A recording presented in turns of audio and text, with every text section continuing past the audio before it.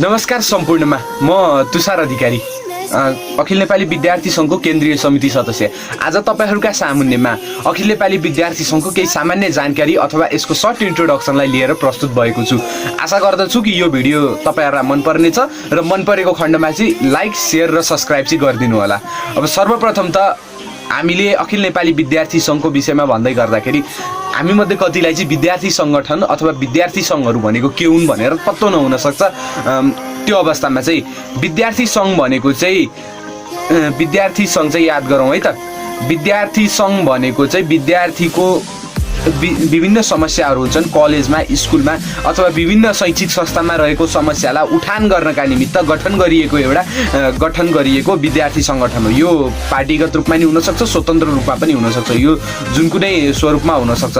र विद्यार्थी सङ्गठनको यदि नेपालमा इतिहासलाई प्रादुर्भाव अथवा गहिरो अध्ययन गरेर हेर्ने हो भने पञ्चायतकालीन समयमा जति बेला नेपालमा राजनीतिक दलहरूमाथि प्रतिबन्ध लागेको थियो हो तत्कालीन समयदेखि चाहिँ नेपालमा यो विद्यार्थी सङ्गठनहरूको स्थापना भएको पाइन्छ। र एउटा अफिसियल्ली भनौँ न रिकग्नाइजेबल्ली चाहिँ यदि विद्यार्थी सङ्गठनले कहिले कार्य गर्यो भनेपछि जति बेला पाकिस्तानमा सैनिक सरकारद्वारा चाहिँ तत्कालीन समयको प्रजातान्त्रिक सरकारका प्रमुख अथवा प्रधानमन्त्रीलाई फाँसी प्रदान गरिएको थियो, तत्कालीन समयमा नेपालमा पनि त्यसका विरुद्धमा प्रदर्शनहरू भएका थिए र सोही प्रदर्शन गर्ने कार्य चाहिँ विद्यार्थी सङ्गठनहरूले गरेका थिए।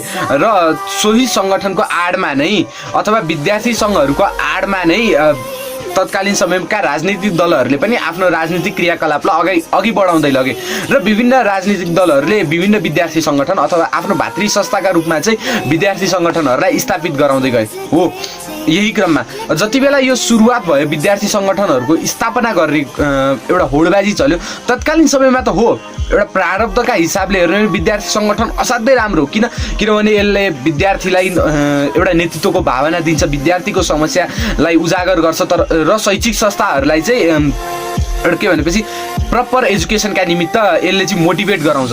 तर अहिलेको अवस्थामा विद्यार्थी सङ्गठनहरू चाहिँ पुरै करप्ट भइसक्यो। यस त्यो भन्नलाई हामीमा कुनै पनि लाज हुनु पर्दैन जस्तो लाग्छ। किनभने विद्यार्थी सङ्गठनहरू आजको समयमा विद्यार्थीको समस्याभन्दा पनि बढी राजनीतिक दलको मुद्दालाई बोकेर हिँडेका छन् र के गरेका छन् भनेपछि कि ढुङ्गामुढा गर्यो, पढिरहेका विद्यार्थीको हातबाट किताब खोज्यो र विद्यार्थीलाई चाहिँ कस्तो भनेपछि एउटा यातना अथवा मानसिक यातना र पीडाका माध्यमबाट लग्यो।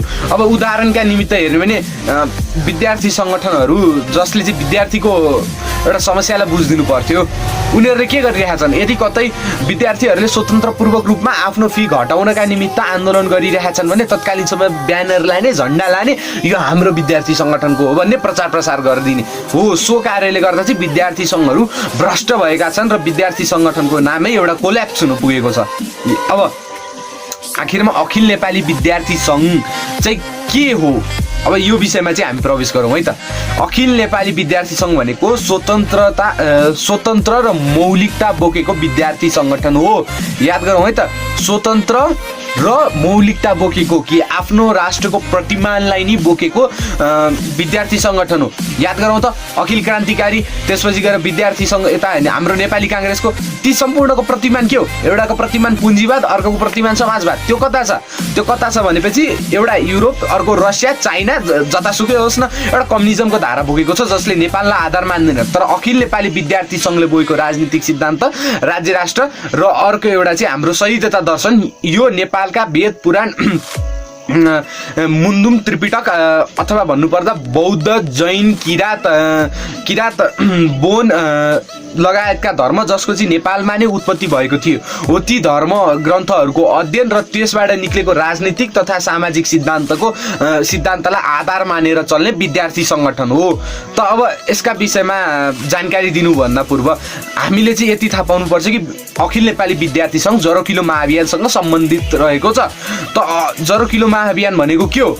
युगद्रष्टा गुरु डाक्टर नीलमणि अधिकारी तथा गुरुआमा उर्मिला खनाल अधिकारीले विक्रम सम्वत 2072 सालको घटस्थापनामा जरो किलो महाअभियान सुरु गर्ने सङ्कल्प लिनुभएको थियो है त। याद गरौँ है त, कहिले भन्दाखेरि 2072 सालको घटस्थापनामा भने सोही वर्षको श्री पञ्चमीको दिनमा, याद गरौँ है त, सोही वर्षको श्री पञ्चमीको दिनमा स्थापना भएको थियो जरो किलो महाअभियानको है त।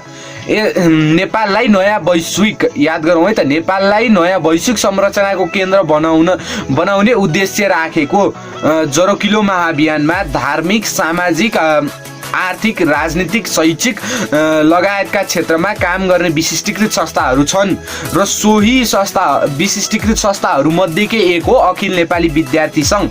याद गरौँ त जरो किलो महाअभियान अन्तर्गत मैले के पर्छ भनेर भनेको थिएँ धार्मिक सामाजिक आर्थिक राजनीतिक र शैक्षिक लगायतका विषयवस्तु पर्छन् र हाम्रो अखिल नेपाली विद्यार्थी सङ्घले चाहिँ के गर्दछ भनेपछि कि राजनीतिक र शैक्षिक क्षेत्रलाई चाहिँ विशेष प्राथमिकता दिने कार्य यसले गर्दछ। किनभने अखिल नेपाली विद्यार्थी सङ्घले शिक्षामा मौलिकताको कुरा गर्दछ र अर्को एउटा कुरा विद्यार्थीलाई नैतिकतावान राजनीतितर्फ अग्रसर गराउने काम हाम्रो अखिल नेपाली विद्यार्थी सङ्घले गर्दछ। यो कुरालाई ध्यान दृष्टि दिएर पुर्याउँ र हामी अखिल नेपाली विद्यार्थी सङ्घलाई चाहिँ अरू कुनै पनि विद्यार्थीसँग नदाच्नका निमित्त म आग्रह गर्दछु जो यो भिडियो ब्लग हेर्दै हुनुहुन्छ होला। जरो र किलो नेपालमै भएको याद गरौँ है त जरो रुट एन्ड किलो लोकस नेपालमै भएको एकमात्र स्वतन्त्र विद्यार्थी सङ्गठन हो अखिल नेपाली विद्यार्थी सङ्घ। किन चाहिँ हामीले जरो किलोको विषय उठायौँ किनभने एउटा रुखको जरो जहाँ हुन्छ नि हो त्यही नै त्यसको एउटा वासस्थान हुन्छ र त्यही नै उसले आफ्नो क्याप्चर बनाउन सक्छ र यही कुरालाई अखिल नेपाली विद्यार्थी सङ्घले पनि लिएको छ र जरो किलो महाअभियानको राजनीतिक सिद्धान्त र सैद्धान्त दर्शनको सिद्धान्त जुन चाहिँ नेपालकै आफ्नो मौलिक सिद्धान्त हो त्यसलाई अपनत्व गरेर यो अगाडि बढेको छ। विद्यार्थीलाई अनुसन्धान आविष्कार नवाचार र नैतिकता सिकाउँदै याद गरौँ है त मैले के भने अनुसन्धान आविष्कार नवाचार र नैतिकता सिकाउँदै वर्तमान सङ्कटबाट मुक्त गर्नका निमित्त स्थापना गरिएको एक मूलधारको विद्यार्थी सङ्गठन हो। हामी अखिल नेपाली विद्यार्थी सङ्घ मूलधारको राजनीतिक अथवा विद्यार्थी सङ्गठन हो। किनभनेदेखि यसले नेपालको मौलिकतालाई बोक्दछ। यहाँ अखिल नेपाली क्रान्तिकारी हुन्छन् अरू विभिन्न नेपाली काङ्ग्रेसका विद्यार्थी सङ्गठनहरूलाई ती चाहिँ वैकल्पिक हुन्। किनभने ती नेपाललाई आफ्नो प्रतिमान मान्दैनन्। तिनीहरू नेपालको शिक्षा पद्धतिलाई आफ्नो प्रतिमान मान्दैनन्। ती त युरोपको रसियाको चाइनाको अमेरिकाको शिक्षा पद्धति अथवा उनीहरूको राजनीतिक मुद्दालाई चाहिँ आफ्नो प्रतिमान मान्ने भएर चाहिँ उनीहरू नेपालमा वैकल्पिक हुन् र अखिल नेपाली विद्यार्थी सङ्घ जसले नेपालको राजनीतिक सिद्धान्त राज्य राष्ट्र तथा सैद्धान्तको सिद्धान्तलाई आत्मसात गरेको छ यो चाहिँ नेपालको मौलिक विद्यार्थी सङ्गठन हो।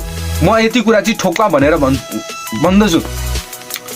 अब अखिल शब्द सबै भन्ने कुरालाई जनाउँदछ है त। हामीले धेरै ठाउँमा सुनिरहेको होला अखिल त अखिल कम्युनिस्टकोमा पनि हुन्छ बाँकी अरू विभिन्न संस्थाकोमा नि हुन्छ। तर अखिल त भनेको के हो? अखिल भन्ने शब्दले के जनाउँदछ त भनेपछि कि यसले सबैलाई जनाउँदछ है त। याद गरौँ यसले सबैलाई जनाउँदछ। यसले कसैमाथि पनि भेदभाव गर्दैन र यसमा कसैलाई पनि बहिष्कृत गर्ने कार्य अथवा बाहिरको हेप्ने कार्य चाहिँ यसमा हुँदैन। याद गरौँ है त। अब कुरा गरौँ केही हाम्रो टेक्नोलोजिकल अथवा टर्मिनोलोजीको र यही क्रममा हाम्रो दर्शन चाहिँ के हो त? हामीले कुन दर्शन हाम्रो विद्यार्थी सङ्गठनले कुन दर्शनलाई चाहिँ आत्मसात गर्दछ भनेपछि सैद्धान्त दर्शन जसले चाहिँ के भन्दछ भनेपछि केवल मानवतावादको कुरा नगरिकन सम्पूर्ण सृष्टि जगतका प्राणी नै एउटा दाजुभाइको सम्बन्ध राख्ने अथवा वसुदैवम कुटुम्बकको सिद्धान्तलाई अग्रसर अथवा लिएको छ सैद्धान्तको सिद्धान्त दर्शनले र यही सैद्धान्त दर्शनलाई अखिल नेपाली विद्यार्थी सङ्घले पनि आत्मसात गर्दछ। त अब अर्को एउटा कुरा छ आधारशिला चतुष्टय। याद गरौँ है त आधारशिला चतुष्टय अन्तर्गत विज्ञानको बुद्धि याद गरौँ है प्रविधिको प्रगति धर्मको विवेक र सैद्धान्तको सम्बन्ध यो कुरालाई हामी आत्मसात गर्छौँ।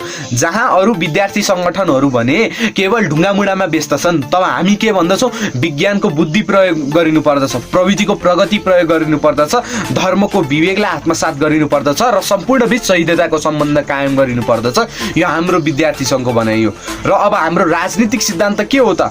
हामी यहाँ बहुराष्ट्रिय राज्य दुई राष्ट्रिय राज्य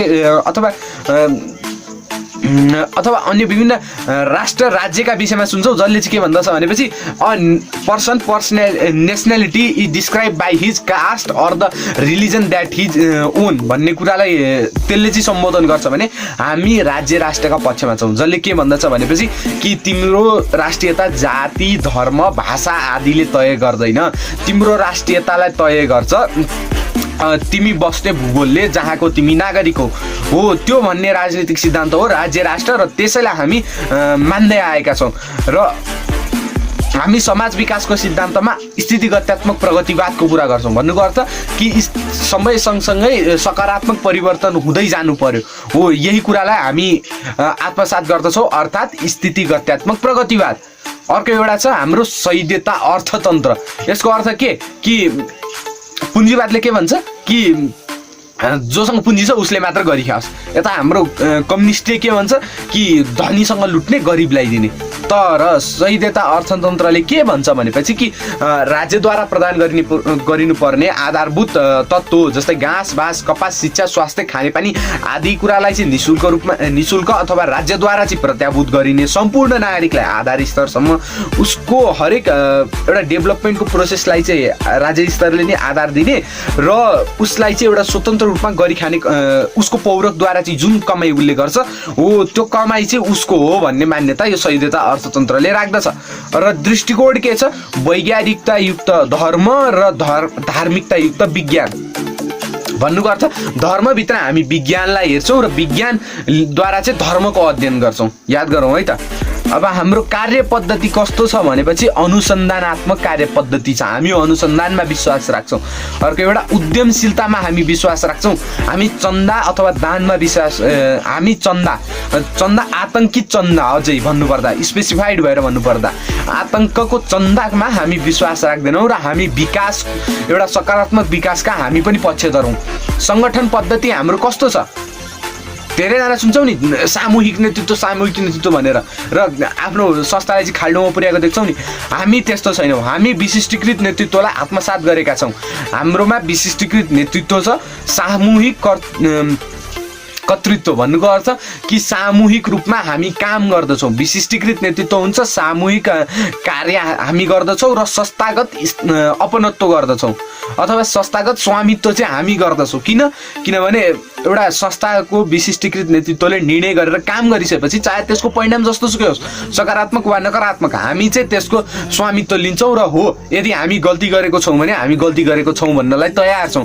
अब अर्को एउटा कुरा, सङ्गठनको संरचना चाहिँ कस्तो हुन्छ भनेपछि कि सभा समिति र परिषदमा चाहिँ आधारित रहेर हाम्रो सङ्गठन चल्दछ। त अब अन्तिममा के भन्दछु भनेपछि कि अखिल नेपाली विद्यार्थी सङ्घ नेपालको मौलिक रैथाने शक्तिलाई नै आधार मानेर बनेको विद्यार्थी सङ्घ हो। यसलाई सम्पूर्ण विद्यार्थी तथा नेपाली जनहरूको साथ चाहिन्छ, जसले चाहिँ नेपाललाई माया गर्दछ र जो नेपाललाई चाहिँ अग्रणी भागमा देख्न चाहन्छ हो। त्यस्ता व्यक्तिद्वारा नै अखिल नेपाली विद्यार्थी सङ्गठनहरू चलेको छ र आउने दिनमा पनि चल्दछ। र म सम्पूर्णलाई आह्वान गर्दछु, सम्पूर्ण विद्यार्थीलाई आह्वान गर्दछु कि अखिल नेपाली विद्यार्थी सङ्घका विषयमा अध्ययन गर्नुहोस् र आउँदो दिनमा अखिल नेपाली विद्यार्थी सङ्घको नेतृत्व तपाईँहरूको पर्खाइमा रहेको छ। धन्यवाद।